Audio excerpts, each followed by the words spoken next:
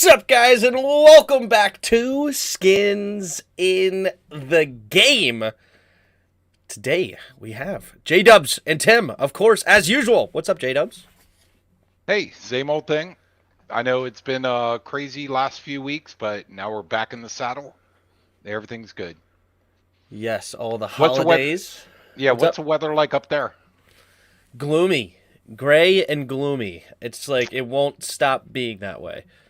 Every day seems to be the same. Maybe not a whole lot of rain.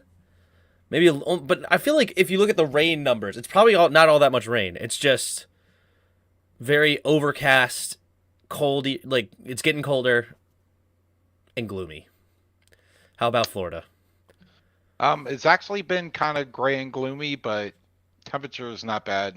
It's still like 70 degrees, so we can handle it. Yeah, it's not overly cold here. Maybe it gets a little chilly in the mornings and stuff, but I think it's okay. It's okay. What up, Santiago? How's it going? What up? What's up, everybody else in the chat? All right. Well, we got some fun stuff to talk about. Of course, we were not here last week, so we'll touch on some things around the league as usual. Maybe some playoff picture stuff. We'll go back to the Giants game on the tie. How do we feel about that and our takeaways from that? Carson Wentz was activated. Chase Young may play, and some others. So we'll take a look at that. Primetime. Is that going to help us? And 5 keys to victory, weekly picks, and Weddle. But as every show, we're going to start with the dad joke of the week. All right. How many apples grow on a tree? How many? All of them. Before he was like, I don't even like this one. I was like, cringier the better. Well done. Well done. I love it. Love it, love it, love it. What up, Neil? What up, AJ? Wentz should be third string. I'm done with him, says that. Interesting. We should revisit the Heinecke versus Wentz conversation again, as always. I'm sure there'll be some talk about that, Peter. What's up, man? How's it going? Yeah, the first time Heinecke screws up, people will be going, bring in Wentz. Immediately. All right. Well, what do you got this week? All right, I have Brock Purdy. Mr. Irrelevant. Yeah. Is the first guy to beat Tom Brady in his first career start. Incredible. And he kicked his butt. Well, let's be clear. Yeah. I was going to say, let's be clear. The team kicked their butt, but yeah, Mr. Irrelevant beats Tom Brady. I thought that was kind of funny. Yeah, and he actually did play well. You know, of course, the defense shut down Tampa's offense, but I thought Brock Purdy, they tried to bring some blitzes to get him flustered, and he stood in there well, threw some beautiful balls. So yeah, Brock Purdy stepped up and played pretty decent overall. My what do you got is a bit sadder. Did you hear Mike Leach passed? And do you know who Mike Leach is? Wait, it sounds familiar, but I'm sure I've told you about him before. He's been like my favorite coach to watch in college. I don't watch a whole lot of their games because I don't watch a whole lot of college football. But he is hilarious in post game interviews, and he actually passed away 2 days ago, Monday, and it was actually pretty sad for me. I was not like beat up, but I was like, man, like that sucks because I literally just thought of that morning. If I went back down to my Habitat for Humanity in Mississippi, 2 years ago, he just started coaching at Mississippi State. And I was like, oh, maybe I would have a chance to meet him if I went down there. And I was excited to see what he would do for Mississippi State because I'm kind of like a adopted fan because everybody you meet down there eats, and breathes Mississippi State football. So if you love them, you can't help. What's that? Said, what else do they have? But yeah, exactly. And so you can't help but, root for them if you care about them kind of thing. And yeah, it was very sad because I'm looking up videos of his old quotes, and all of a sudden it was like, Mike Leach was one of the best coaches. And I'm like, was? Wow. What do you mean was? And yeah, he's gone, but he's hilarious. I'm sure I've told you about Mike Leach because he's a guy, he did a wedding advice video. You probably have seen that where some reporter just asked him about wedding advice, and he's just goes on for like 3.5 minutes of what he would suggest the dude does. Just stay in the back room, read a lot of books, stay out of their way, talking about planning for the wedding. And he's like, and then you have to give them answers that will satisfy them because, I don't care is not a satisfying answer to their questions. But yeah, heart condition. Unlike exactly. Unlike Bill Belichick, that would have been like, well, let's just talk about the next game. Yeah. No, he will, any question you had, he would ask. Like, he would even be the one, of course, if like, he said something about the refs one time and they fined him. And yeah, he was totally like, well, I can't talk about that. Otherwise they'll fine me. But he had a way of talking. He was also a genius. He created the air raid offense, basically kind of making football more of like a basketball game in a sense. Like that more theory of spreading the ball out, spreading the field, make them cover as much as possible, spacing, and really attacking at all angles. And he had a very interesting way of coaching. And everywhere he went, he elevated the program to another level. And how old was he? Only 61. Wow. So you're about to catch him. Yeah, that's the crazy part. But yeah, he did pass. And I just wanted to mention that because I actually really appreciated Mike Leach. And he was a very interesting guy to look up to. He definitely had some crazy, weird takes in some cases, but he didn't care. Like he lived his own life to the fullest kind of thing. He did not care what other people thought about him whatsoever, but he was a really good dude. So sad to hear about Mike Leach. Alrighty. May he rest in peace. That is sad. Yes.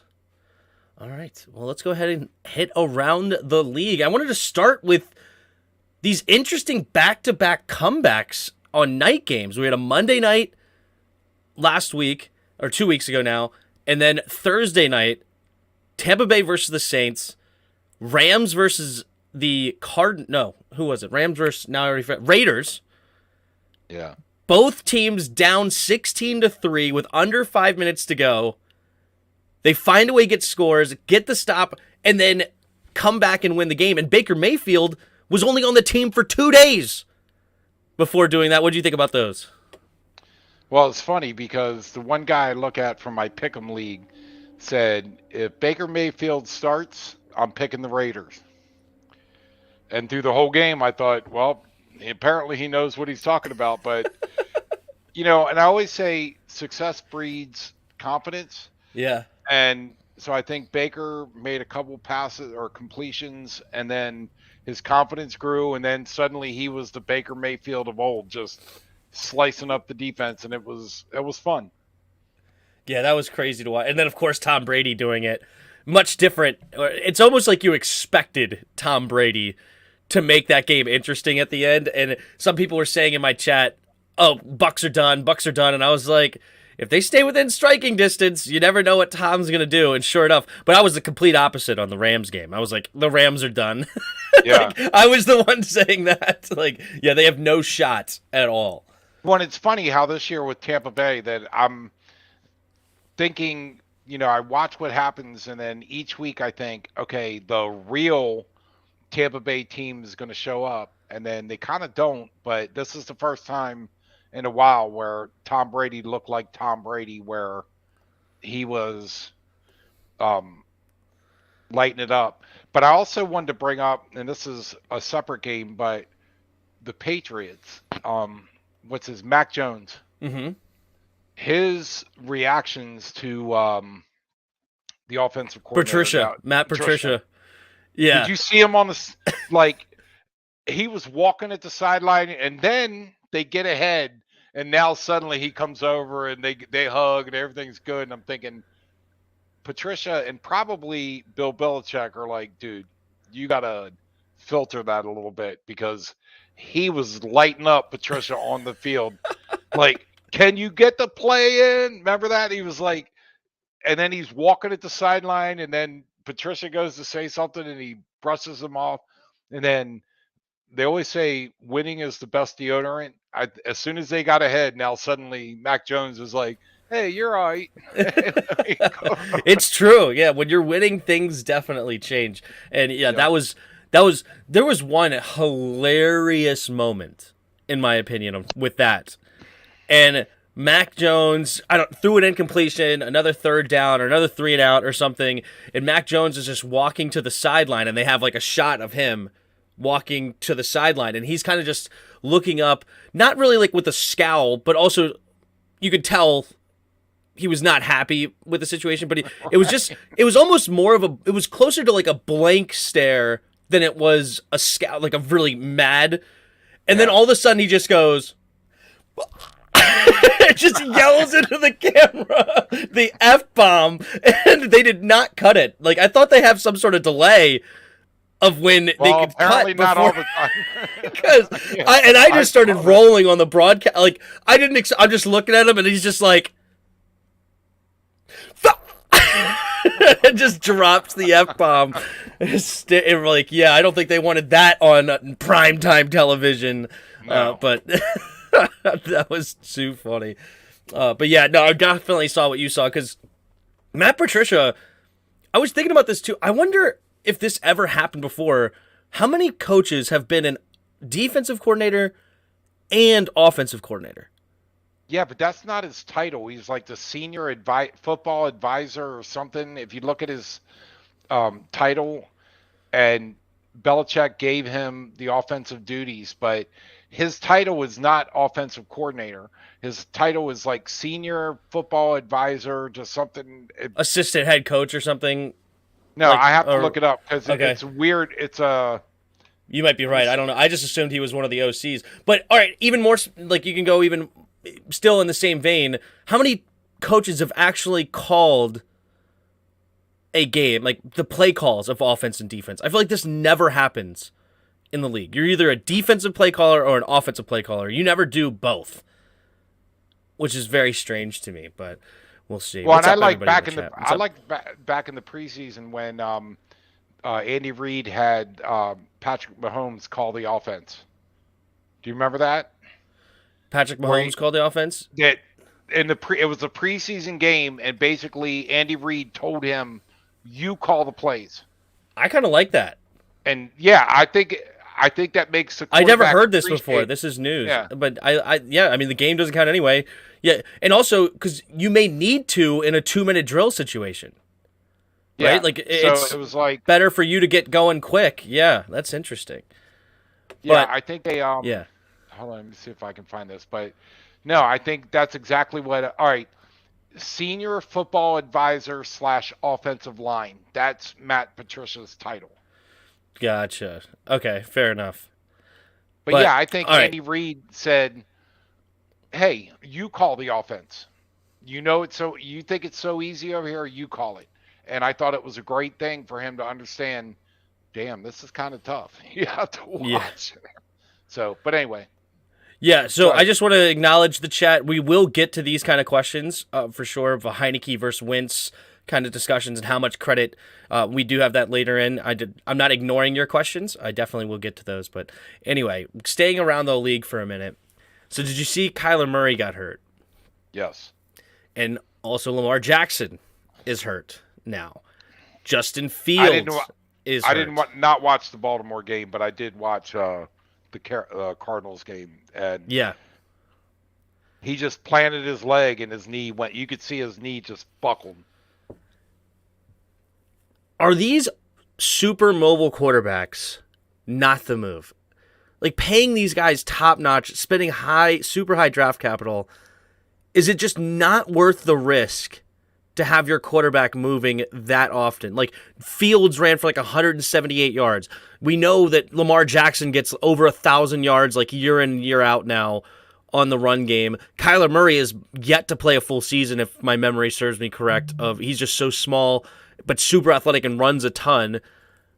Do you think, and you could go through the list, of course, Jalen Hurts right now is somewhat healthy, and Lamar Jackson has been healthy in the past. Cam Newton had some healthy seasons, but we've never seen like almost a run-first quarterback win the Super Bowl. Well, and I don't think Cam Newton was ever necessarily run first. But yeah, these guys that are like, they'll do the option play or the wildcat, and you have quarterbacks that are thinking, hey, as soon as I see an opening, I'm running. I agree with you. It's a valid question. I don't know if it's the answer. I mean, Yeah. Patrick Mahomes, I think, is a great combination of I don't want to run, and I'm going to play as a quarterback until I absolutely have to, or Hmm. have to abandon it. I don't think the other guys play like that. So yeah, I'm not sure these running quarterbacks that are fast. I think RG3 in a way Yep. proved that. Yep. And yeah, there's obviously a mobility aspect is tremendous. Russell Wilson is a guy that was, at least, obviously not this year, but in the past, a guy that could throw, but also kill you in the pocket and kill you with his legs if he needed to. A Josh Allen right now, Aaron Rodgers. So I don't want to say completely shut down. I don't want to go back to you can only have the true Drew Brees and Tom Brady's of the world that move 3 feet total and throw it away, or Peyton Manning. Well, look at But Justin yeah, Herbert. Justin Herbert doesn't look to run, but yeah, when he has to, now he's a yep. 260-pound quarterback that's gonna, and then he wants to make you pay. Like, and I will Josh say that, Allen too. Yeah, yeah, I will say this. I think if you're a running quarterback, you got to have size, and when you're running, you have to have the attitude of I'm going to run over you, not cower. Like, don't get the hit. I mean, if you can get out of bounds, great, but if you're going to run, you need to have the attitude like the Herberts and the Allens have, that when I run and I need a first down, I'm just going to bust through you and you're going to pay, because I think that's safer than being scared of getting yeah. hit. Like, now you're going to get hurt. But the Kyler Murray, um, I Injury is just fluky, right? well, I'm just thinking his knee had to be weak, because all he did was plant his right foot. No one was near him, and you Mm-hmm. saw as soon as he planted it, his knee buckled. Mm-hmm. So that's an It went indication down to me. immediately. Yeah. Yeah. Oh, he was in pain. Yep. So Couple years, it's going to be Lamar. Well, for the best, Mike Vick was the best running quarterback. Yeah. Well, Mike Vick literally only had one full season in his entire career. right. Unless he did it again in, now I'm drawing a blank. Maybe he did it again in Philadelphia, but in Philadelphia he was much more of a quote unquote pocket passer. Yeah. Like when he destroyed us for 4 touchdowns through the air, like he was throwing the ball a lot to Deshaun Jackson's and crap. I could see that guy's I almost said McLaurin. That's not it, but Macklin, Jeremy Macklin was Yeah. on their team, and so yeah, he was definitely slinging it a lot more in his older age, but I know in his Atlanta days, he only ever had one game or one season that he played the whole year. And I just feel as though, yeah, it's a great weapon to have, and it could win you a lot of games in the regular season. But what's good winning? Like if right now, if Jalen Hurts goes 14-1 and then gets hurt in the 15th, 16th, 17th week, and now misses the entire playoffs, like, cool, you have a great record, awesome. But now you're missing your most important piece, the quarterback, going into the most important games. Although, ask Nick Foles how he feels about that. That's Nick Foles, yeah. Because Carson Wentz got him to the playoffs and then got hurt, and Nick Foles skated him into although he's not a running quarterback, so a different situation. Yeah. But no, I think running a mobile quarterback is important, Yeah. but you have to be pass first, and there has to be something obvious.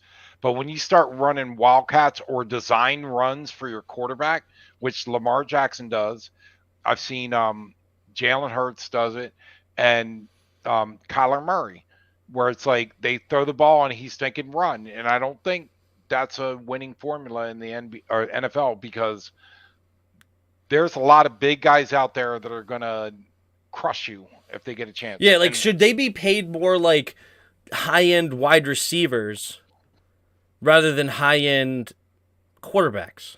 I don't know. That's an interest. Of course, they're going to say no, and of course, they're going to get paid. I say this more hypothetically. They're going to get paid like top-tier quarterbacks, because I do believe Lamar Jackson, healthy, with the right play caller, could be the best weapon in football. Which you can argue, is that make him the best quarterback? I'm not here to have that argument, but he is lethal. He can throw and run as good as any of the other ones and the top level. And I do love Lamar Jackson. It's such a high risky play because a lot of times you lose that quarterback and your team is in the tanker now. Especially a guy that valuable to your offense. So I don't know. Well, then you have the Cardinals, like we already covered. Kyler Murray is not even. No one's even near him. Yeah. But I kind of think that was a design run on that play. Like he was thinking run first. Then he plants his knee and it's gone. And then what do you do? And actually, I have to give Colt McCoy a lot of props because he came in and got him a field goal on that first drive and then was playing. And he's not he's not sedentary, but he's not a mobile quarterback like we're talking about. But the boy can play, and he did it for the Redskins in certain situations where that Monday night. Yeah, come off the bench and just play. He's a baller, and you got to appreciate that. Absolutely. All right, wow, that's going to be interesting. One more thing before we get into the playoff picture and like the power rankings and stuff. Right now, we had a game, Houston versus the Cowboys. Houston dang near won that game. Dang near won that football game. They're currently sitting 1-11-1. We have the Broncos at 3-10. We have the Bears at 3-10. Do you think Houston actually messes around and wins a couple of games and ruins their chance at the number 1 overall pick?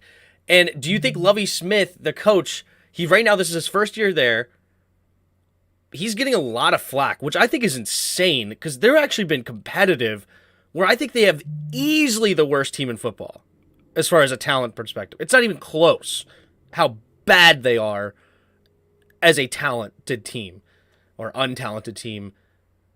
Does he have to win a couple more games to keep his job, in your opinion? There's no way to know that. It's, the kiss of death is when the owner goes, yeah, I have full confidence in my head coach. And then he's gone. Well, I haven't heard that yet. So. But I don't know. I think you have to play every game to win, and they can claim, well, you lost a draft pick. Well, I'd really like to know what the success rate on draft picks are, because I don't think it's that high where it's like, oh my God, 3 or 5 or 7 or 9, how big of a difference that is. I mean, when you have that once in a lifetime player where you can get the first pick, okay, but I think he's got to have the team play to win every week. And man, how lucky Dallas was in that game. It was like, but they were given 17 points. Yes, 17. Some books had 17 and a half. Maybe my pick'em had 17 and a half, but I was like, I cannot give any team or let any team give 17 points away, and I picked Houston. But then I wanted to see Dallas lose, but it really makes no difference in the overall scheme of things. It's not going to change their playoff position. Now they're in December. Now they're in the playoffs, and let's watch them lose because that's what they do. But the Texans have a bright future. They fleece the Browns. Yeah, they do have a bunch of picks coming up in the next few drafts, but they're going to need them because their team is completely horrible. At that point, it just becomes a team's needs, which is really important. True. So do you think it was just an effort thing against Dallas where Dallas was kind of looking beyond them, like we don't have to worry about it, and then they got serious? I watched only the fourth quarter of that. We were paying more attention to the Eagles-Giants game at that 1 o'clock, so I didn't watch it, but it seemed like, at first it's like, all right, the Cowboys took the lead, and then the Texans fought back. Like, they were not going down, and they also brought in their backup quarterback to run certain plays, kind of like the Taysom Hill and the Saints, where he was running some read option plays, but also still being able to throw the football. Then they would bring back Davis Mills, and they were trying to like hit him in different ways. So maybe the Cowboys just weren't prepared for this new look that they were getting from the offensive point. But it was an interesting game. Well, it was funny because I had 2 games on, the Jacksonville game. Yeah. And that was Tennessee, right? Mm-hmm. And then it was Philadelphia and New York. And I was flipping back and forth, kind of watching them in between. Then I flipped over to the Philadelphia Giants game, and it was Dallas and Houston. which had similar uniforms to the Jacksonville Tennessee game, and I was like, thought I was on the wrong channel, and I realized that the Giants game was so bad they that they switched it. Yes. I'm like, I'm switching over, going, wait, no, am I on the Tennessee Jacksonville game? It's like, no, this is the Cowboys Houston game. Yep. Yeah, no, they switched it for. Yeah, I was doing play-by-play for that Eagles Giants game, and people were like, "Why don't you switch? Why don't you switch?" And I'm like, "Well, this is the only game I can't switch to the other game, so I'm here watching this one." And the next thing you know, it's start of the fourth quarter. Here comes Dallas. Wait a minute, I guess we're switching. So here we go. But yeah, that was a good. So yeah, I do think Houston will end up with the first overall pick, and I hope they stay with Lovie Smith another year. I think he's getting a bad rap right now with how bad that team is, and I would like to see him with another year under his belt, have the team buy in a little bit. Is this his first year or second year? This is his first year with Houston. Well, they got to give him. You can't fire if you're going to hire a coach. You can't fire him the first year. Well, they did to Culley the year before. Even though I didn't like the Culley hire from the get-go. They hired the Ravens passing game coordinator, which was ranked 32 in the league in passing. Is that bad? Very strange. Lovie Smith is a whole different beast, and yeah, I don't know. We'll see what happens. Lovie knows the game. I wanted to see him get a chance. All right, you ready for some playoff picture talk here? Oh yeah, bring it on. You know what? I'll go ahead and actually present this. Let's do this. Let's share the screen. All right, let's do it. We should do a poll. All right, let's zoom in a little bit here. Can you see that all right, old eyes? Yeah, I can see that fine, but this is the AFC, so. But yeah, I got the NFC over here, but we're gonna look at both. We're gonna look at both. Okay. Well, I just. Or actually, let's look at the power rankings first. Look at this, Dad. Washington, top 10. We have breached the top 10 in power rankings. How do you like them apples? Well, I think the defense is ranked number 9 and the offense is ranked like 27th or 20 something. Yeah, something along that. Yeah, they've definitely flipped those stats from earlier on where Carson Wentz was slinging it and our defense was stinking it up, and now it's the other way around in some people's eyes. To the chat's credit, yes, the defense deserves a lot of credit for where we are. But I haven't seen us top 10 in years, right? Yeah. I don't even know if Kirk Cousins' days we were top 10. Oh, I don't I think through all that time our defense wasn't very good. Correct. But even when Kirk had 4,900 yards and 29 touchdowns and only 12 picks or something, we were not top 10 with Heinecke at quarterback. How the defense is playing, our run game. We are now apparently. Let's see what they say. They come off their bye with a home game against the Giants, a team they tied 2 weeks ago with. Win that one, and they will have a great shot to be a playoff team. Yeah, so we're over the Titans now, over the Chargers, over the Patriots, over the Giants, over the Bucks. The Bucks, of course, are stinking it up, but that's just definitely not a team that most people would have thought we were ahead of. But what does that put us in the NFC? That puts us 1, 2. Hold on, 3. Oh, you're talking about power rankings. 4. Yeah, we're 5th in the power rankings now. We do have the 5th best record in the conference as well. We're 6th in the conference because of playoff seeding. Tampa Bay has the playoff spot because they're their division winner currently. But we do have the 5th best record, and we're sitting now at 7-5-1 after a 6-1-1 stint. So anyway, looking at the rest of the power rankings, the Eagles are number 1, of course, 12-1, best record in football.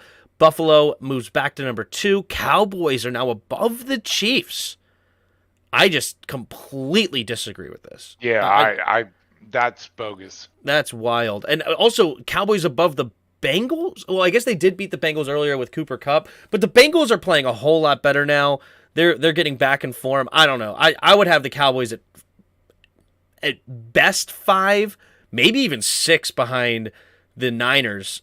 That would be interesting. And I go back to what we were just talking about. The Cowboys nearly lost to Houston. Yeah. And maybe it was due to lack of effort, but that doesn't scare me. If you can't mop the floor with a bad team because you're looking beyond them, the great teams never do that. So I think the Cowboys are going to be the Cowboys in December and end up might win a playoff game. I don't know, but I think they're 1 and done or 2 and done tops. Right. If they get Tampa Bay, they probably will win. Tampa Bay is just horrible right now. But yeah, hey, your Vikings pick are now outside the top 5. I know you did not like them in the top 5. They've moved down to number 7 currently. But yeah, I don't know. We'll see. It's interesting. Very interesting. All right, let's go back to the playoffs. One thing's for sure, we shall see. That's true. It will happen. Unless we pull a Mike Leach, and then we don't know. We won't see. But anyway, bad joke. Oh, and yet I'm laughing at it somehow. I'm like, yeah, the delivery was perfect. Don't lie. All right, I've regrouped now. Sorry, Jeff. I should have looked with disdain on that, really. I had to say it since you had to correct me, but no, here we are. All right, let's look at the AFC playoffs here. So Buffalo is now up to the 1 seed because they have the head-to-head matchup over the Chiefs. But Chiefs are currently number 2. Ravens are number 9. Tennessee is currently winning their division. I don't think Jacksonville catches them. They're 2 games behind. I would be shocked on that one. Cincinnati is the current number 5 seed.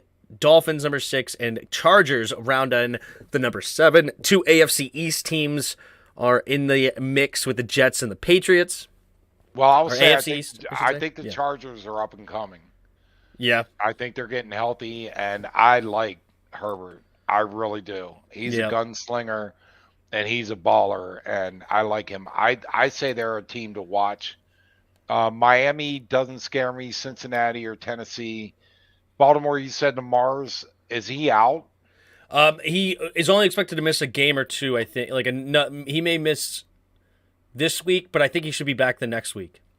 He has a knee sprain, MCL sprain. It's not a tear, but a sprain. Okay. On his knee, so he should be back somewhat soon. And then, but yeah, then you have the Chiefs and the Bills. Well, I think if the Bills get healthy, I think the Bills are still the team to beat. Kansas City is who Kansas City is, which is always good. Mm-hmm.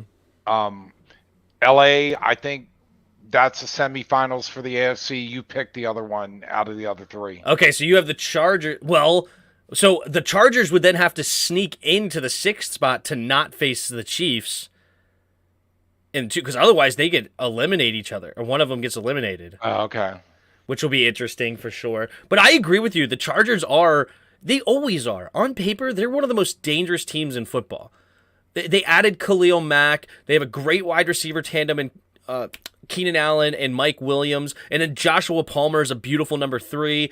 They have a really solid O-line when healthy. Unfortunately, Rashawn Slater, their left tackle, might be out for the year. I don't know the extent of his injury, but I know he's hurt right now.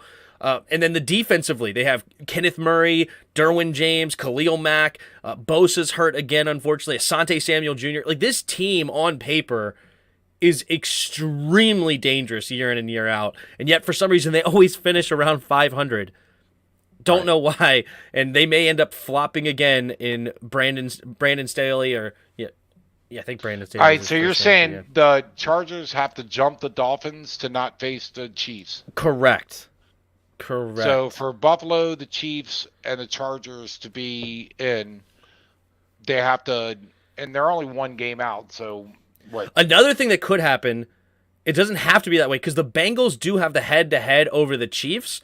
If the Bengals end up with the same record over the Chiefs, then they would move to the 2. Chiefs would fall to the 3. Because I do have the Bengals ending up winning that AFC North division. Right. But yeah, it's. And out of those, did you say Wentz is back? Yes. Out of those 3, Tennessee, Cincinnati, and Miami, I like the Bengals the best. There you go. All right. So. Yeah, it's going to be interesting, and I don't think the Patriots or the Jets make the playoffs. I think the 7 teams will have been decided, in my opinion. Obviously, that's not mathematically true, but I don't have the Jets. The Patriots are 7-6. Patriots. They just won against Arizona. Yeah. Yeah. So why are they? You're right. Why are they sitting at 6-6 right now? Yeah, 7-6. I wonder if that changes the playoff picture. It would go to, between the Chargers and the Patriots, it would go to conference record. Can you not refresh it? That's old. I just did it today. Like, I just went to this page. Oh, there. Well, no, there it is. What in the world? That was weird. I just went to the playoff standings today. It's not like I went. No, I know. That's weird. But all right, so wait a minute. So now the Patriots are actually sitting in the 7th seed. So the Chargers are on the outside looking in. True. Very weird. Okay, well, there you go. I thought you meant he was starting. No, we're going to discuss this, Jacob. We're going to discuss this. Should he be starting? That's the question. That's the question. And where should we go with this? Because it's really not a question. And actually, that's going to be one of my points, is that it actually isn't a question, because literally they did not ask Ron Rivera the question at all in this first press conference back after activating him. I thought that was weird, that nobody even brought up the quarterback situation at all. And I was like, really? Nobody's even mentioning, like, how's Wentz looking? Or any, like, they literally did not touch the Wentz Heinecke discussion at all. Oh, and I'll give my opinion about Wentz when we get to that point, but we can go through the standings here now. All right, so the Eagles clinch a playoff spot. They're the only ones right now technically to clinch a spot, because the Vikings could technically still lose their division. If the Vikings lose out, the Lions win out, and I think they still have to play the Lions one more time. Lions could get to 10-7, Vikings get to 10-7. That's a switch. But I think literally if the Vikings win one more game, they lock in their playoff seeding at 11-3. They don't lock in their seed, but they lock in a spot in the dance. I think the only question out of the division leaders right now is Tampa Bay. True. And let's go to that right now, actually. So Tampa Bay right now is 6-7. Currently, the Panthers and the Falcons are both 5-8. But Carolina is 3-1 in the division. Atlanta's only 1-3, and Tampa Bay is also 3-1. Who do you think wins that division? Oh, I won't be surprised if Tampa Bay wins it. I'm just saying, out of the 4 division leaders right now, I don't think anything else changes. I think the only but do you have Tampa Bay winning? If I had to bet money, I'd say yes. But like I said, out of the 4 division leaders right now, that's the only one I see changing. 49ers, who's behind the 49ers? I don't think. Seahawks. Seahawks are behind the 49ers. Yeah, they don't scare me.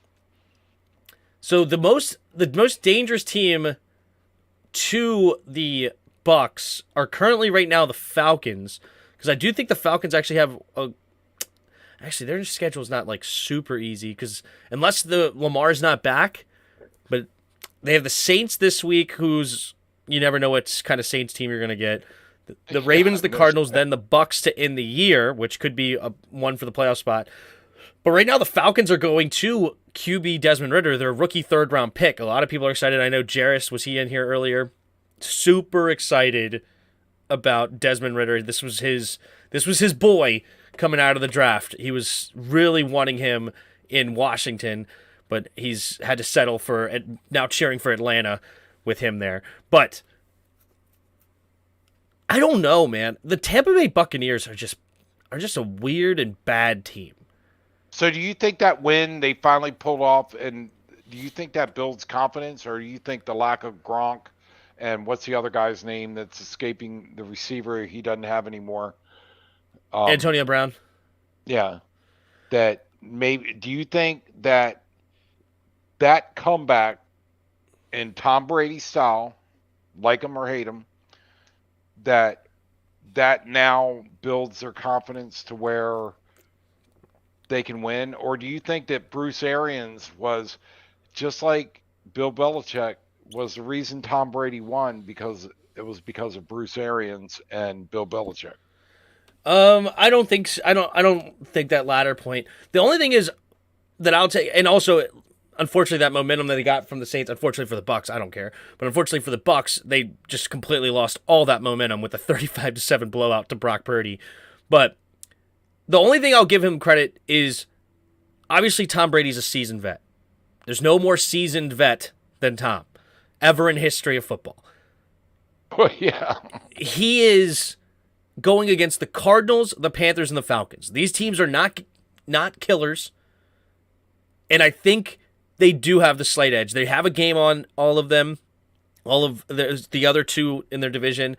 They have to play each of them, and I think December he gives them the best chance having that experience. I do think they still have a talented team over there too. It's all in that offensive line is horrible for the Bucs. That's why they're sitting at 6 I think and 7. they ran into a buzzsaw. What is 49ers now? 6 in a row?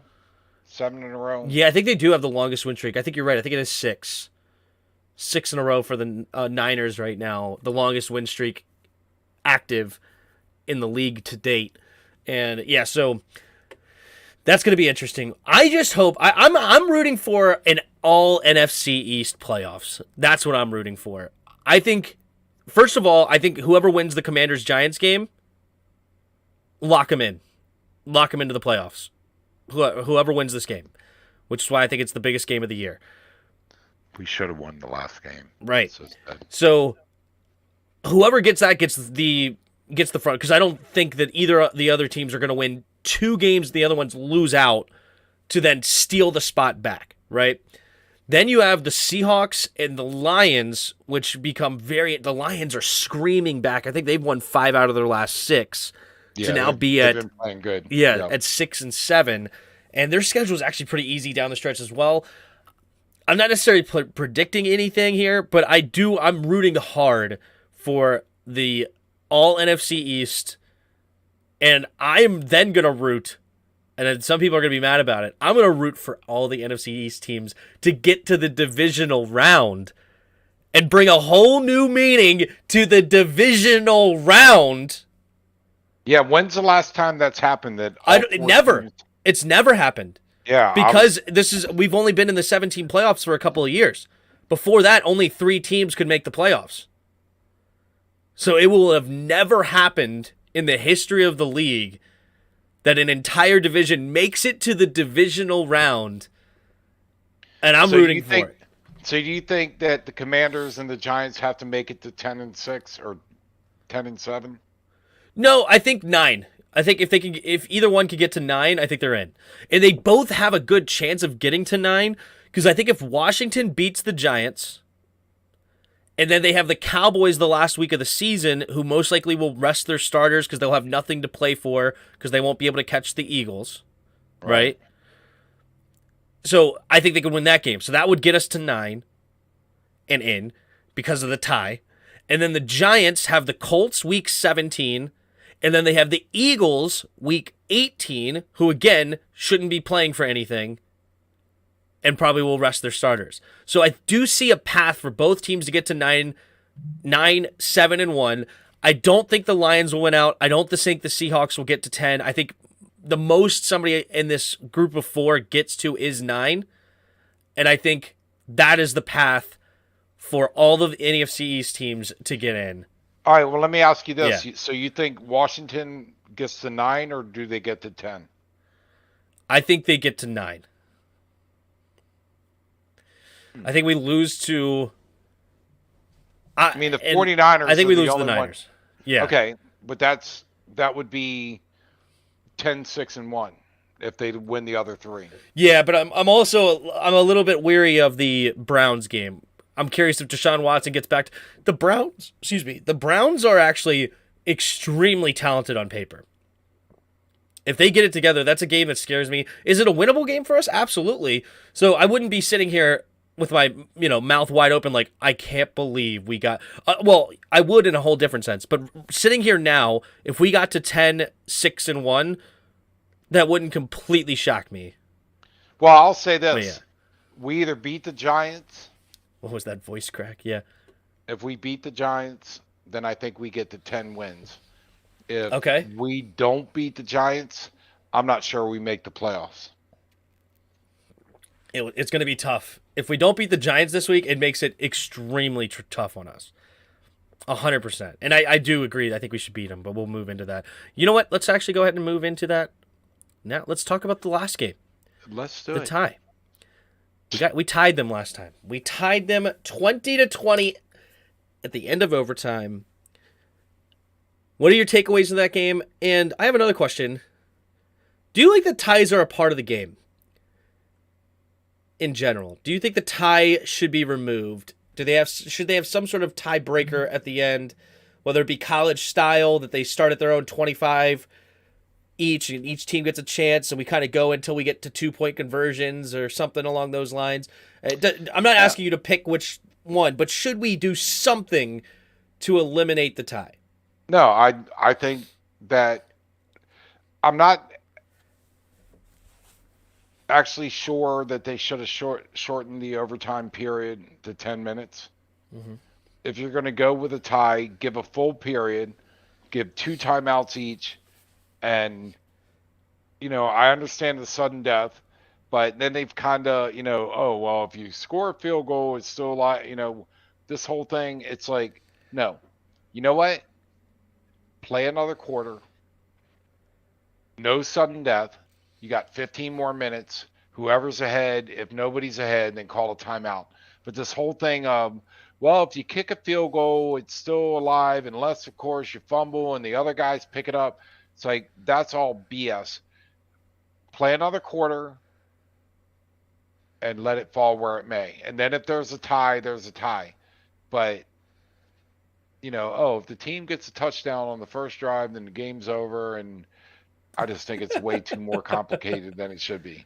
So, but do you think they should eliminate the tie? Okay, let's say it ends in a tie after 15 more minutes. Keep the tie. I think I'm fine with that. Okay, so the tie you're okay with ties being in the league because this is my thinking, and maybe I'm wrong, but I think that the whole sudden death, and I see the same thing in hockey, that now the team's playing scared. Yeah, like we can't mess up. Because if they score a touchdown, the game's over. It's like, no, 15 more minutes. Let them score a touchdown. You come back and score a touchdown and then go back and forth. But as soon as you put the sudden death in there, now everybody's playing. And I read articles that the Giants and the Redskins were both playing not to lose. Uh-huh. Because, look, if it was the second quarter and we were at their 45-yard line, or to your point earlier, the 41, we would have not played scared. Yeah. It's like, okay, so if they score, no big deal. We have a chance to answer them. But play 15 minutes and stop the sudden death. But the tie does not bother me. But the tie does. That was the main thing, because I hate ties. I just do not like. I want a winner and a loser. Even if I am the loser, I don't care. I just want a result at the end of the day, and I don't like that we both walked away playoffs, because there's no ties in playoffs. True. I'm just saying I would prefer them to go to some sort of, I don't care how you do it, flip a coin. But they still do the sudden death in playoffs, right? Yeah, it's the same rules apply in overtime. If you make a field goal, the other team gets a chance. If you make a touchdown, game over. Yeah. Kind of thing. All right. I think that's a cop-out, but go ahead. Let's move on to the next subject. Well, what do you think about the game overall? Did you like the fact that we played for a tie? Like, what about that handoff on 3rd and 10? Instead of trying to throw it, we actually settled for the tie. Do you think that was a good move by Ron? Do you like that decision? Or do you think we should have tried to sling it, man? 3rd and 10? Go for it. I think that's a sign of a lack of confidence in your team, or it shows that you have a lack of confidence in the team, because something tells me Kansas City, Buffalo, I could probably name 3 or 4 other teams that would have been like, I'm going to go down your throat. If you beat me, you beat me. But to go conservative, where it's like, dude, just make 5-10 more yards, kick a field goal, and win the damn thing. I did not like the whole feeling of, oh, let's not lose. That was my feeling. Yeah. What did you think? I hated it as well. Well, I just hate ties in general, so I would rather lose than tie. Not because, of course, a tie is better than a loss when it comes to the standings. Like, it's nice to have this tie, because if we get the same amount of wins, we're in, like, kind of thing. So it's nice to have a tie in that sense, but I would have rather won the game than get the tie. And you have to play to win. Yeah, exactly. And I don't think we did that at all. I know. If it ends up in a tie with both teams going 100%, then fine. I'm fine with that. But don't sit back and be like, oh, I don't want to lose. It drove me crazy. So yeah, well, here's a take I've seen of Richard. Thanks for your comment here. Cousins threw that pick 6 in Atlanta a few years back. So yeah, a lot of people were saying, I'm glad we didn't throw that ball on 3rd and 10 because we could have lost that game instead. But it is a whole different mindset. If you're okay with ties in the league and you're okay with it, then that's fine. But I think it comes down to, do you like ties or not? But overall, go ahead. By the way, how many other times has Kirk Cousins thrown a pick at the most inopportune times? Oh, the good old Kirk Cousins days.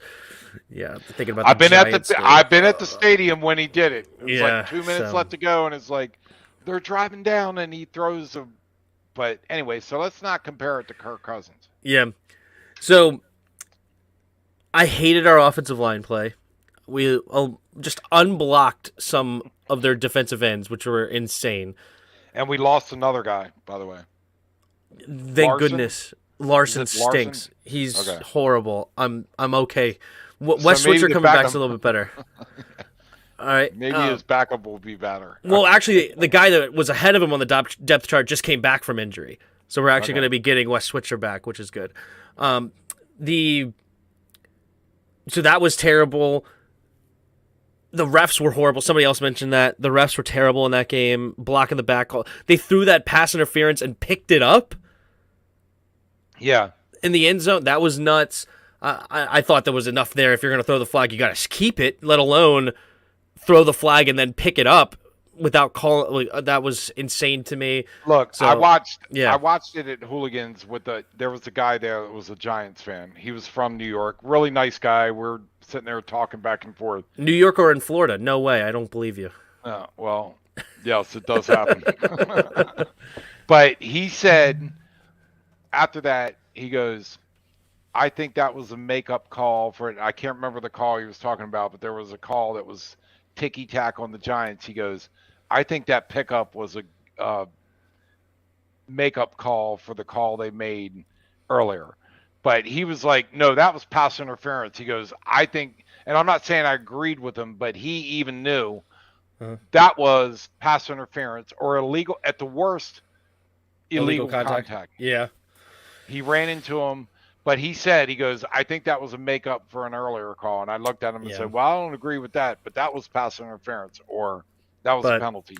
Even with the bad refs, I thought we just played a horrible game or called a horrible game on both sides, and we arguably should have lost that game. And it sucks that Joey Sly missed that field goal in a tie game earlier, and we took that sack where we could not take a sack, and and then also they missed a call on that play. Literally, Cornelius Lucas's helmet gets ripped off and thrown to the ground, and no illegal hands to the face, and Cornelius Lucas didn't even complain. Yeah.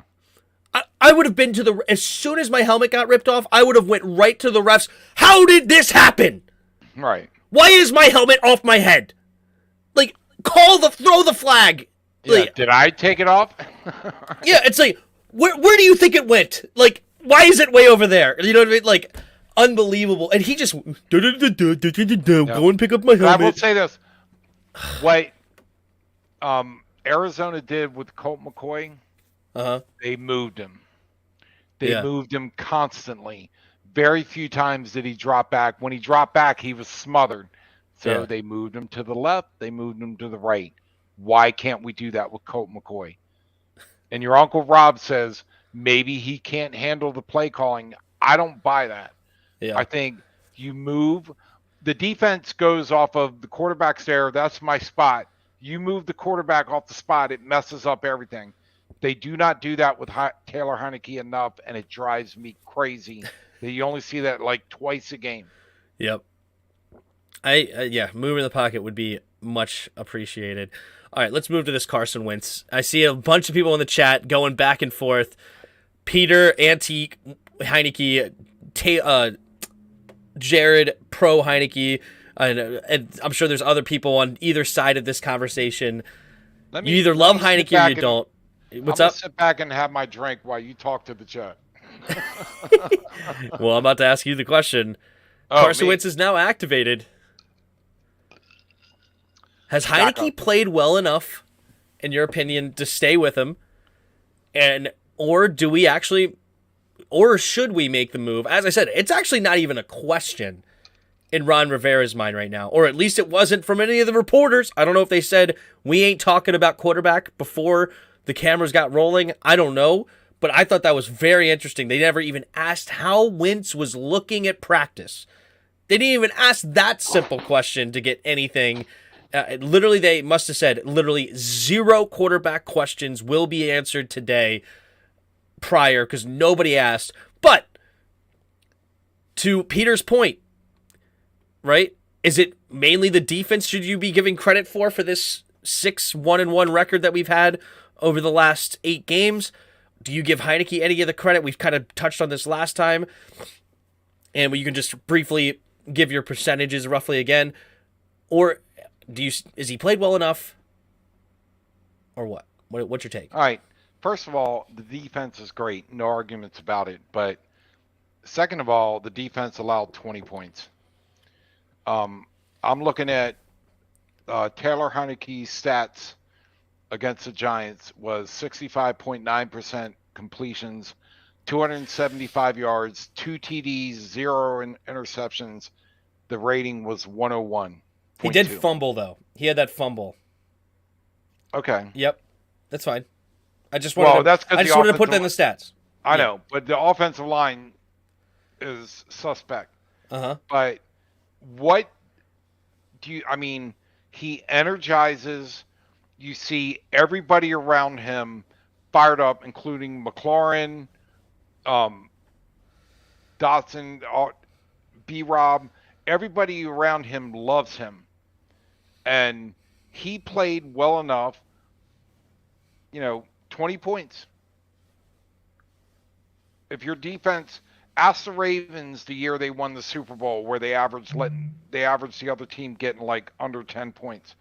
Yeah. Your offense scores 20 points. Maybe we should have scored 30. But I just think that what do you gain other than the strong arm from Carson Wentz? Not mobility, not motivation, not firing anybody up. I haven't seen him look anything other than the same facial expression. Right? I've seen Heinecke look like he wants to bite somebody's head off. Yeah. And he's so fired up and everybody feeds off of that. But again, honest question. Strong arm, what else does Carson Wentz give you? I couldn't agree more. I completely agree that literally that's all you're getting out of Wentz compared to Heinecke. And so Peter Hughes says a guy who can make every throw is what you get. Okay. So a stronger arm. That's what you get. That's what we're saying. Unless there's no time in the pocket and then he's just going to fold up and...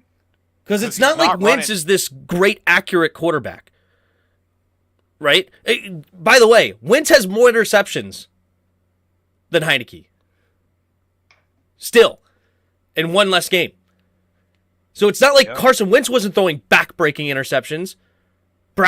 He also had sacks and fumbles. He took a safety in that Lions game. He was sacked 9 times against the Eagles. He holds onto the ball way too long, looks at open receivers and doesn't throw them. Heinecke may throw it in dangerous situations, but he at least throws the freaking football. Right. And Wentz cannot escape a broken play or a collapsing pocket, I should say. He cannot escape that. Taylor Heinecke can. And granted, maybe he'll make a horrible decision with it. Fine. But at least he gets a chance to make that decision. I've watched Carson Wentz too many times just when the pocket collapses, he's in the backfield going, head goes down like, hit me. Yeah. Yep. Tim, but you watch the game, he should have a double amount of the picks. And I'm sure you could go look at Carson Wentz's tape as well. There was dropped interceptions throughout. Every quarterback has some dropped interceptions. And also, this is not a thing of, is Heinecke great? Right? Some people think that, like, Redskins review, God bless him, nice guy, B. Mitch. he thinks that we should sign Taylor long term, and he should be the guy we go forward. And I understand you're a Heinicke fan, and like, good for you, right? Good for you. No, he's not the answer long term to quarterback. And I understand some people want to go to Sam Howell. I think there's going to be a ton of rookie mistakes there. I don't think that Sam Howell is going to be this miracle cure either. Heinicke knows the system. Heinicke gives you so many things that are not a strong arm, right? 4th and 4 against the Giants. Does he escape the pocket there, running to his left, throwing a sidearm back, back off his wrong foot, coming back to it and finding Curtis Samuel to keep that drive alive and to get us to score? No shot. And you know how I know? We faced the Eagles, had a 4th and 4, and all he did was take a 9-yard sack. Yep. I agree. Wentz is not going to give you some great quarterback play. Yes, we need a better quarterback if we want to be a sustainable winner. Yes, true. Oh, 100%. I'm not selling Heineke anything more than what he is, which is lit a fire under this team. After going 1-4, he's only won 6 out of 8 games, and 1 was a tie. Yeah. Yep. And it sucks. And I know you could argue that the defense is gelled over when Wentz was playing. The defense hadn't quite gelled. The secondary was suspect. But all I know is we got a team that's rolled off 6 out of 8 games. Yeah. How many red zones have we watched where Heinicke refuses to throw the dig route in the middle?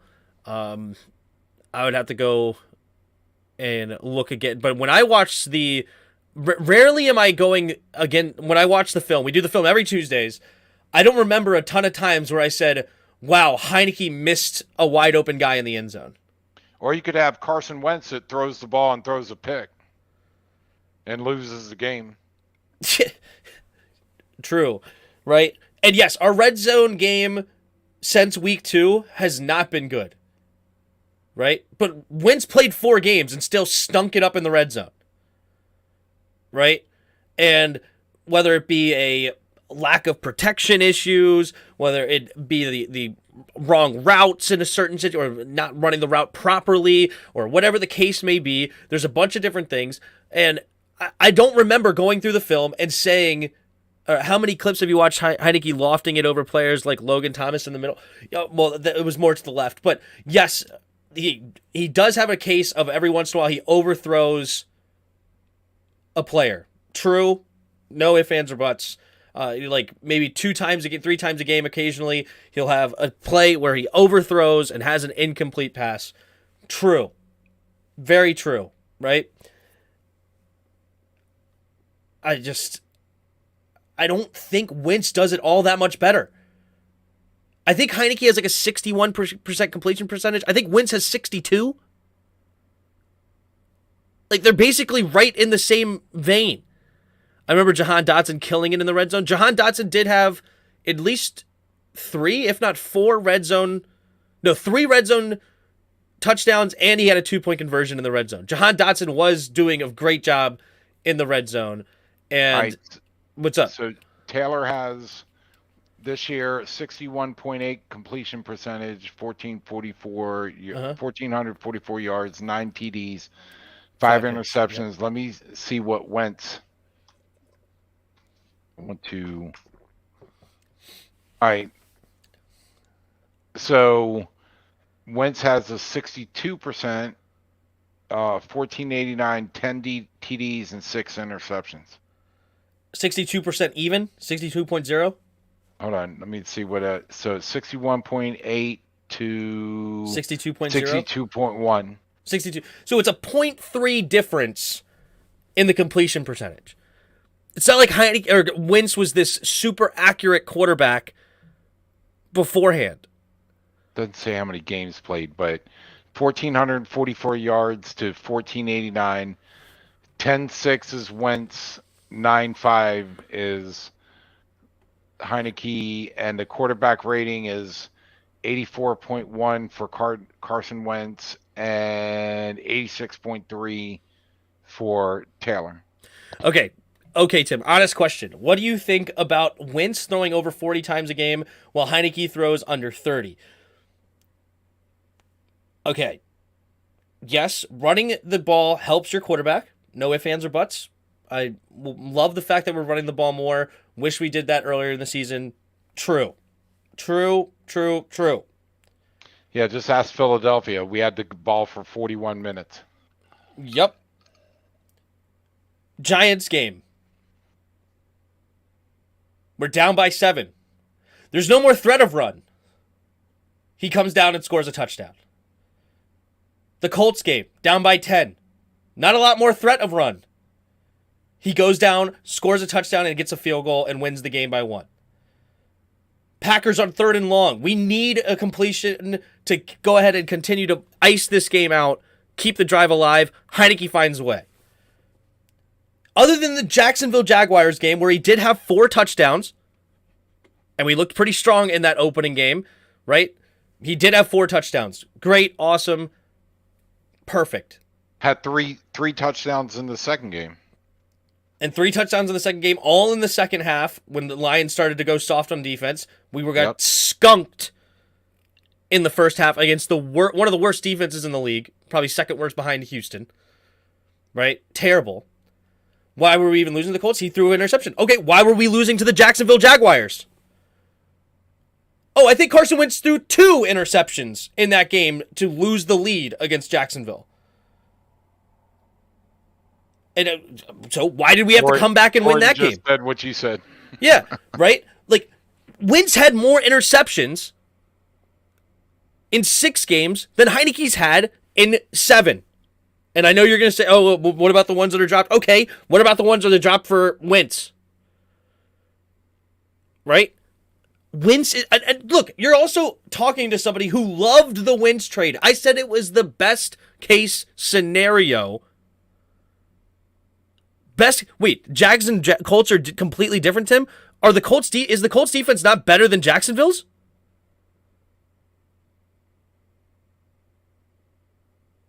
Wait, who's better? Who's better? Has a better defense, Colts or Jags?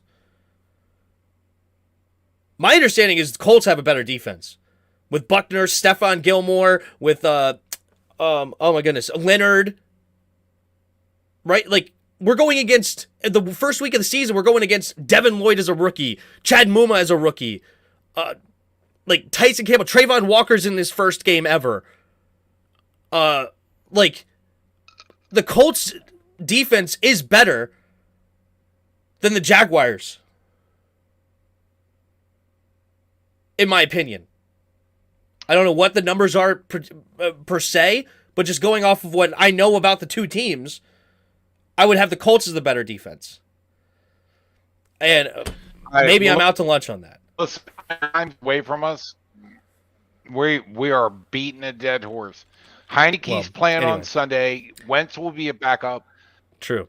And I will say, I think Wentz is a backup. Sorry, you kind of broke up there. Wentz is a what? Do you agree? No, you broke up. What'd you say? All right, can you hear me now? Can you hear me? I can hear you right the second. Yeah, Hello? You're still blurry, but I can hear you. Can you hear me? Okay. Yeah, I say Wentz is a great backup to have, but I want Wentz is a great backup Heinecke to have playing on Sunday. Yeah. Why is my headphone messing up? I think your connection is messing up a little bit, but I heard you. Wentz is going to be a good backup to the game. Sounds good. Chase Young expected to play. Does he, and does he make the difference?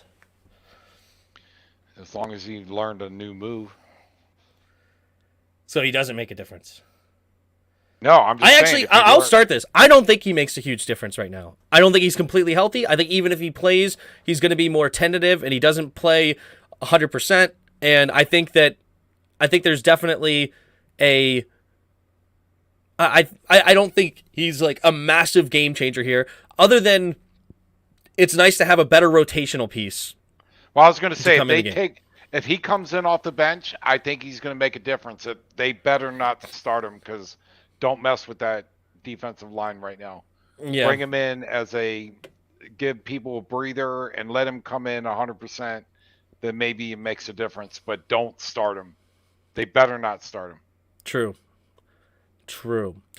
All right, I'm going to continue to move on, but I just want to say thank you, Peter. That was a good, honest conversation of the Heinecke versus Wentz debate, in a sense, and I think we both, or at least I believe you came at it with good faith, and I thought it was an interesting conversation. We are going to move on now, but I thought it was a good arguments for Wentz and a good back and forth. All right.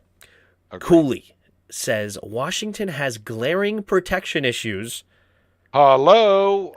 I don't think it took a rocket science. Yeah, I don't think it took a rocket science. But Cooley, I saw a headline. I didn't have to. Cooley. Yeah. Wes Schweitzer will be starting center. I did listen to Ron Rivera. It seems like he's excited to have Wes back and no more Tyler Larson. And no, we're not going to Nick Martin.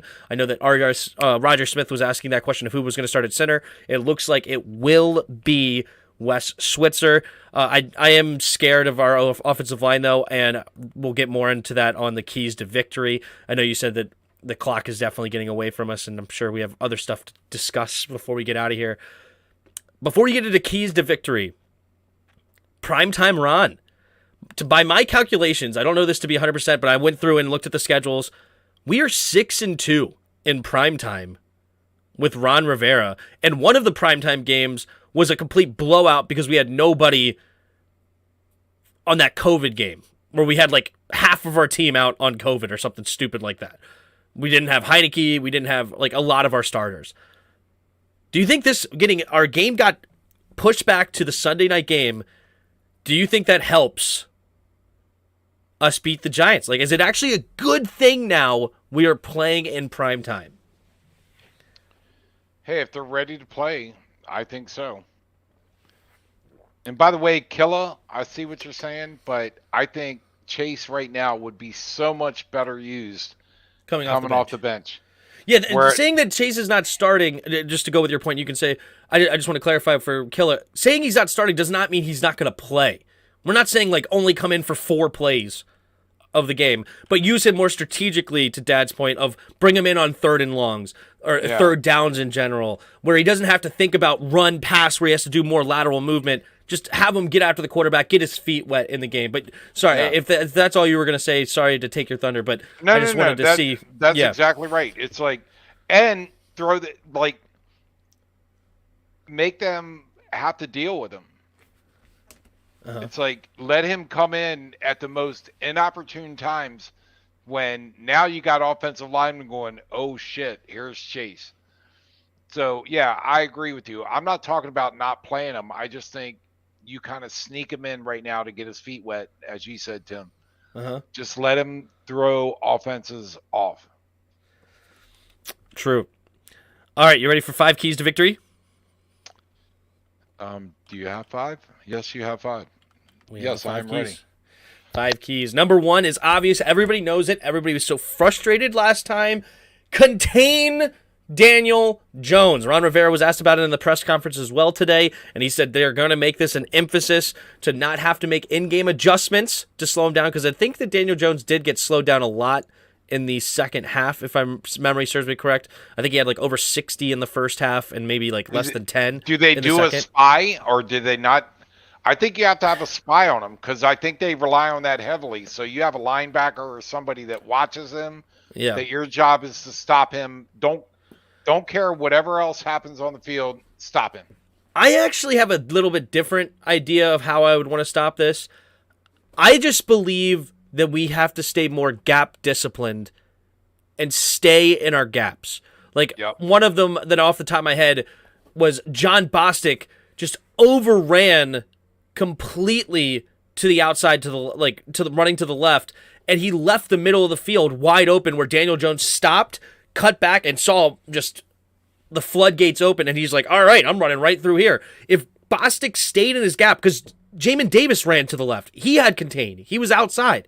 John Bostic stays in his gap there, There's nowhere for Daniel Jones to go. So you don't necessarily have to have a spy, but you have to be militant on staying in your gaps.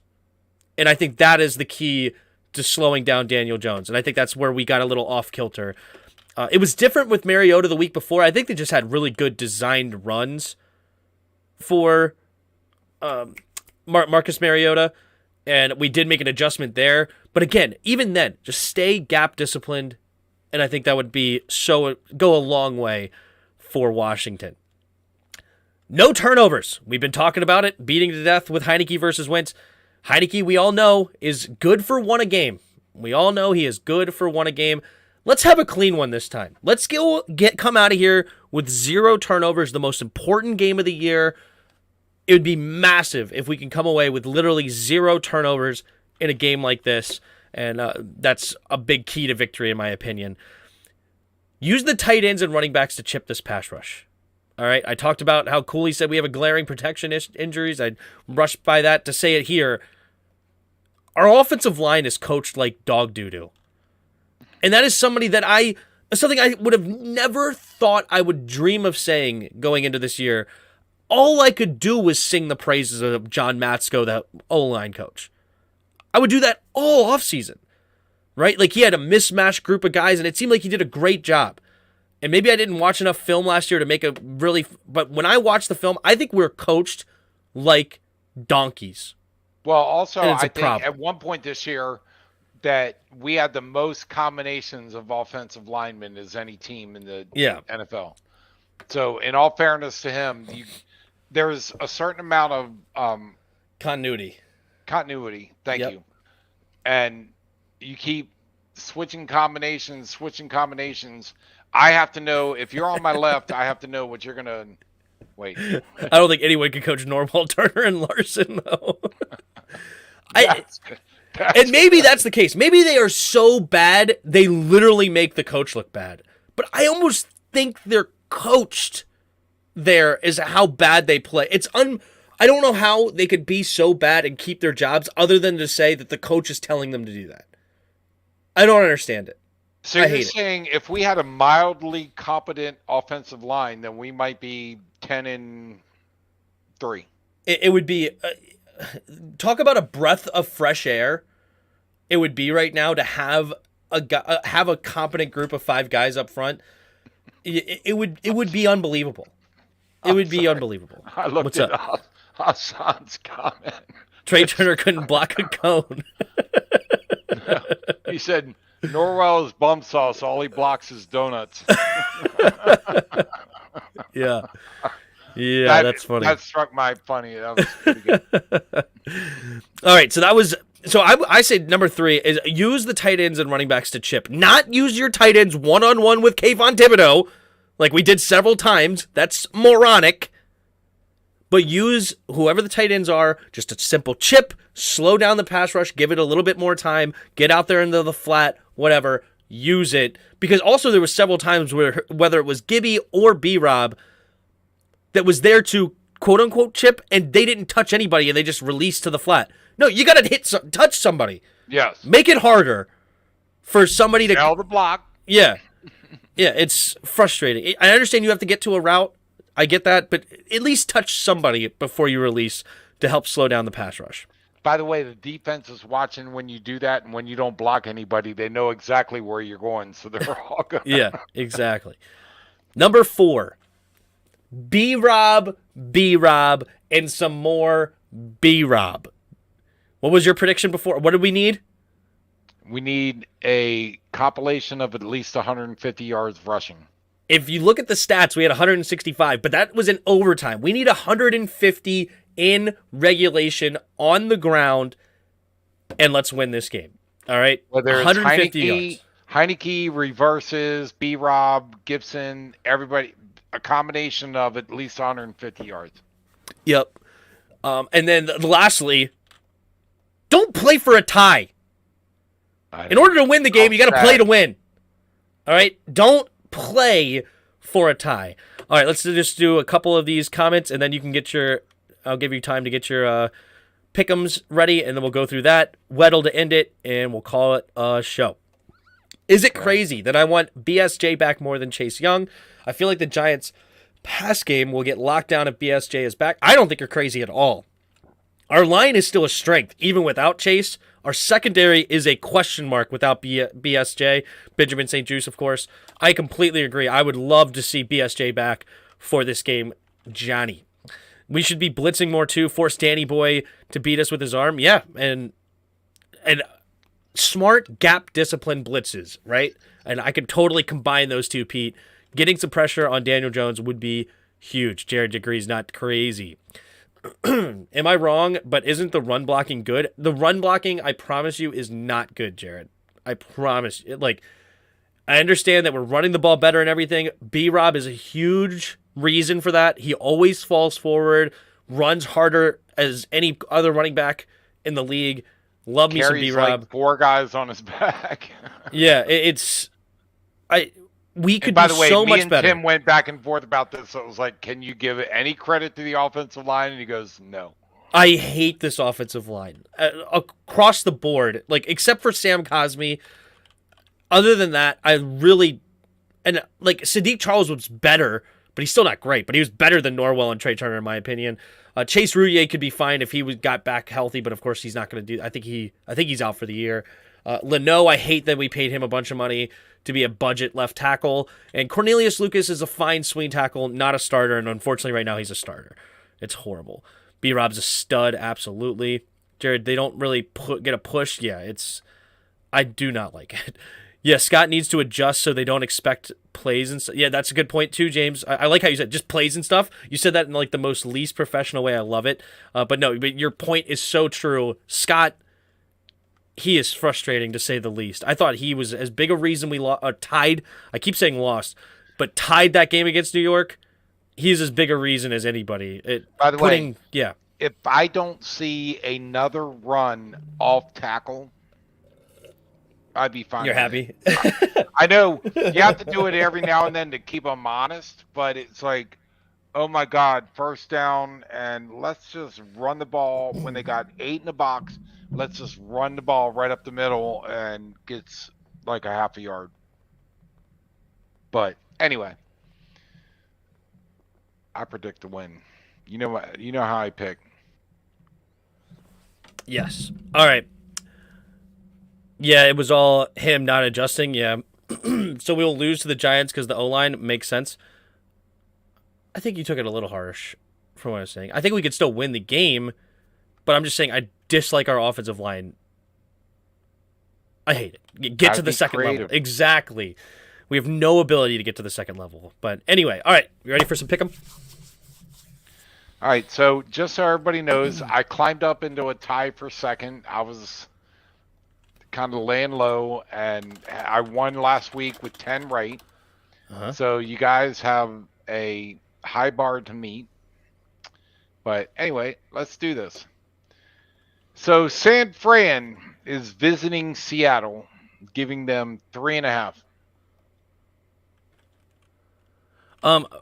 Actually, real quick, somebody asked a good question. Well, are we getting Benjamin St-Juste back this week? He was a limited participant in practice this week for the ankle. So, and most of our guys, all of our guys listed on our injury report were limited or full. There was nobody that did not practice today. Antonio Gibson, Dax Milne, Andrew Norwell. I wish he did not practice. Brian Robinson, Cam Sims, James Smith-Williams, Benjamin St-Juste, Montez Sweat, Trey Turner, and Chase Young, all limited. And then Sam Cosmi and Jamin Davis were listed as full. So, just wanted to say that. Wait a minute. Dr. Pig, I'm feeling, no, I don't. I'm trying to figure it. Oh, I know I know where you're going with this now, Jared. I'm sorry. I missed this. Yes. I remember what happened last stream. We're good. I understand where you're going. Never mind. That's my fault. You do not want me filling in. So yeah, that's my fault, Jared. I got you. All right. I'm not even going to say why you're saying what you're saying out loud because I know exactly where you're going with it. We're just going to leave it there. We're going to let it hang. All right. One more time. Go ahead and give us the first game and let's move. Are you ready? Are you no. Sure? All right. 49ers roll into Seattle, giving them 3.5. Give the Niners. Give me 12, and I would take the Niners right now. So. Yep. I got the Niners. Yep. So Minnesota's at home and hosting Indianapolis and giving them 4.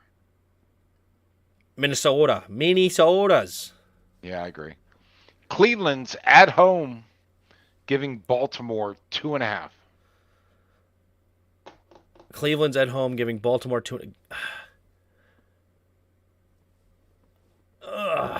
I still have to take. I gotta take Cleveland with no Lamar. I gotta take Cleveland. So Lamar's out. He's questionable right now. I don't know. I think Cleveland's an extremely talented team still, and I don't know. I feel like they're weird. They're a weird team. I'm gonna keep picking them. I'm taking the Browns. All right. Well, I'm picking Baltimore just because I win either way. Buffalo is at home giving Miami 7.5. Baltimore's at home giving Miami Buffalo. 7. Buffalo. Oh, Buffalo. Buffalo's at home giving Miami 7.5. I don't like it. I know. Give me Miami on the points because Miami could even win that game. I know, but as soon as I pick against Buffalo, they're going to roll off 45 points. Buffalo is one of my teams. Yep. All right, Philadelphia is rolling into Chicago, giving them 9. Philly giving them 9. Philly giving them 9. To Chicago? Yeah. Yeah, give me Philly.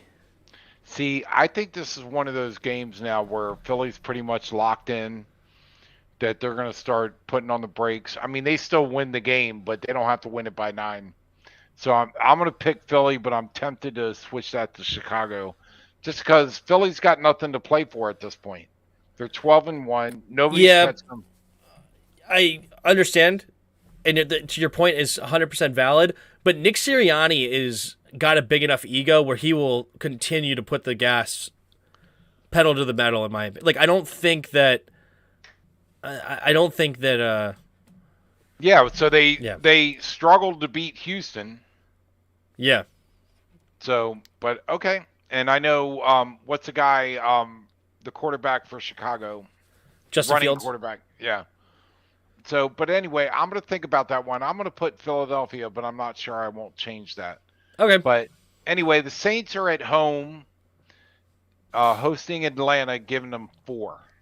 Saints are at home hosting Atlanta, giving them 4. Atlanta. Saints are giving Atlanta 4? Yeah. I don't like that at all. I'm going with Atlanta. Yeah. By the way, your sister's FaceTiming me because your cousin's up there and she knows I got the podcast. But anyway, most inopportune times. But anyway, so the Jets are at home and it's a pick 'em with Detroit. Jets are at home, pick 'em with Detroit. Wait, what? Give me the Lions. Yeah, I was thinking, where'd that come from?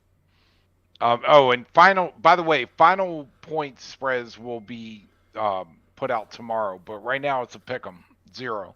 Uh-huh. So Carolina's at home hosting Pittsburgh, giving Pittsburgh 2.5. Carolina's at home giving Pittsburgh 2.5. What? You know what? All right, this was more of a 50-50 game in my head. At first, I was thinking Pittsburgh all the way. But Carolina plays big, and they play tough, and they just beat the Seahawks. Give me the Carolina Panthers. Really? I was thinking Pittsburgh, but hold on. Let me... I mean, I think it's a 50-50 game. Don't get me wrong. I don't think it's definitely a... I don't think that Carolina is going to win necessarily. I mean, I think Carolina has the ability to win easily, but I don't think it's necessarily like, all right, Carolina is the lock of the week, but I'm going to take Carolina in that game. I think Pickett, what's their quarterback? Yeah, well, he's actually hurt. I think it's back to Mitch. Oh, I could be wrong, though. Pickett might be back. I don't know what the extent of his injury was, but I remember he left the game and Mitch came in. All right, and tell me this one doesn't stink. Dallas rolls into Jacksonville, giving them 4.5. It does stink a little bit, doesn't it? I think that's a Vegas tease. So you're taking Jags? I think Dallas is going to put. I mean, if that is not screaming, bet all your money on Dallas, and then they're going to end up. But All right, I like it. I'm going to do more review, but I find that what did Galdy's smell? How many points are you behind first? Oh, like 13. But I'm tied for second with 3 people. 4 weeks left. I mean, all you need is 3 to 4 on them. I like that. I like that opportunity to maybe get a game on them there. I think it's interesting. Which actually also means probably pick Dallas. I think you should pick Dallas. No, I'm picking Jacksonville. I just think 4.5. That's Vegas screaming for everybody to bet on Dallas. And look, I'm going to do more reviews. And full disclosure, I do this every week where I go through my process. But here's another one where I can't see Kansas City's and Houston giving them 14. Kansas City. See, I think that's a smell test in the other direction. They're thinking, oh, well, Houston just hung around with Dallas at 17.5 and only lost by, what, 5? Yeah, 6? 3 or 4. Yeah. So, anyway, Denver's at home giving Arizona 3. Denver. Really? Even though they're averaging like 14 points a game. But that defense is still top notch, and Colt McCoy, nah, I'm good on Colt. Okay. Patriots roll into Las Vegas, giving them 1. Patriots. Yeah, I like that. Chargers are at home against Tennessee, giving them 3. Chargers. Yep, agree. Cincinnati rolls into Tampa Bay, giving Tampa Bay 3.5. Cincy. No, I'm taking Tampa Bay. Subject to review. All right, Washington is giving the Giants 4.5. You know who I'm taking there. And then you have Green Bay, listen to this, at home giving the Rams 7. What? Yeah. Huh? Yeah, I know who I'm picking. Huh? Home Improvement? Yeah. Huh? So, yeah, Green Bay at home giving the Rams 7. No shot! Give me the Rams. Nobody's favoring the Pack. I wouldn't favor the Packers over Texans by 7. What are they on? I don't know. Another one that stinks. All right, so who do you think scores the most points this week? Chiefs. Oh, you're going with KC, huh? Yeah. Sunshine Band. All right, who scores the least? I say the Giants. Yeah. I gotta look at the matchups again. Hold on.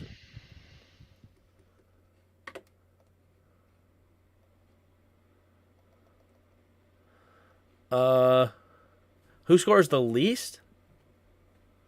These are the tiebreakers, and it's in the pick'em. The third and fourth tiebreaker is who scores Cardinals. the most points. Really, with Colt McCoy, I kind of like it. I mean, the Arizona, there it is. I can do the tiebreakers of the scores for Sunday and Monday, but the most and least has to be done before tomorrow night's game. But anyway, all right, let's wrap this thing up. You want to do Weddle? Weddle, and we call it a day. Yep. Weddle. Who we starting with? Purdy. Brock Purdy. Brock. All we get is either 23 or a 24-year-old. We're not at not a quarterback. Not a quarterback. We got somebody that's 23 or 24 with a higher number. Not in the AFC, so we're looking at AFC peeps.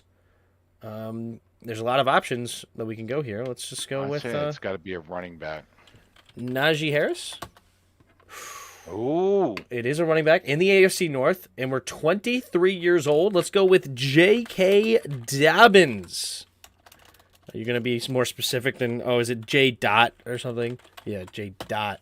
Heyo! Wow. Pulled that at one out of your rear. All right, who we starting the other one? Thanks, Keith. Appreciate the kind words. All right, let's go with Khalil Mack. Khalil. Ooh, okay. So we got a 29 or 30-year-old. We're short. We're not on defense. We're in the AFC, but not the AFC West. We're a lower number. Should we go with another running back? But it's like a little bit older. Who's or maybe not. Maybe it's a different position here. There's so many options. Saquon Barkley. Is he 29? Saquon Barkley's not 29, is he? He's been around. And, we got to be in the AFC, not NFC. Oh, Barkley's sorry. in the NFC. I was just thinking. Let's do an AFC South person here. Let's go. How old is Mark Ingram? Super old? He's probably super old, right? No, wait, he's in the NFC too. I'm an idiot. I was thinking NFC South, not AFC South. How old's Derrick Henry? Oh, Derrick Henry? Derrick Henry's tall. But I'm going to go with Philip Lindsay. Is he still even in the league? What? I thought he was on the thing. I'm going to go Rex Burkhead then. It is on Houston. We do have a 5'10 player. AFC South. So we're on Houston. We're not a running back. We're 5'10. What about... is it Cooks? How do we have all of this correct and it's not Cooks? Oh, is it Chris Moore? Unbelievable. How do we not have this corrected by now? What? What other receivers do they have? Chris Moore, Brandon Cooks. What about Andre Bacalia? No, but hold on. I don't think that's it. Hold on. It's I'm just looking at Houston receivers. Do they have like... What about Jalen Camp? No. Who else you got? Well, I only showed two in my list. Alex Bachman. What? That's all you got? No, it's not him. Hold on. Who is the other one? Philip Dorsett. That's it. It's Dorsett. Dang it. Should have remembered that. Oh, there it it is. Dorsett. It is Dorsett. Only took us 5 guesses, man. Don't beat yourself up. Yeah, but I was trying to think of who was... And you know what's funny, too? I was thinking old Colts... I'm like, who is it? I need late night Tim. That's funny. The 2 a.m. show. Hassan, you were real close, though. He is young. Who are you guys talking about? Saquon. Oh, yeah, Saquon Hassan is 20. Yeah, he's 25. Okay, something like that. 26. I knew he was not 29, but here we are. We're good. We are good. Philip Dorsett. I should have remembered that. I'm kind of still irritated, but I mean, it is what it is. All right. Well, I appreciate you, Dad, hanging out with us up to this point. I know it's a little bit late, so go ahead and hit the like button, hit the subscribe button. Also, the description below, there's a Discord link. Hop on our Discord and come talk some football with us. Last but not least, you can donate to the channel or become a channel member. I put the link in the description of how you can become a channel member down there. 99 cents a month helps support the channel and get some emojis you can use in chat. But yeah, Tim, did you talk about Jordan Love? We did not, and we don't have any more time. So we will talk about that. Hit me up tomorrow about Jordan Love if you have thoughts. Just wanted to let everybody know we're battling through the holidays, and we're going to try to be more consistent and not go through all the days off. But that being said, we won't be here next week because I'm going to be on a cruise. So we won't be back until 2 weeks. All right, maybe New Year's, and then we're going to do it. Awesome. Well, I appreciate you, Dad, and I appreciate you guys in the chat, and we will see you tomorrow night, Seattle versus San Francisco. So come on and hang out with me. J-Dubs won't be here, but I will be. So until next time, see ya!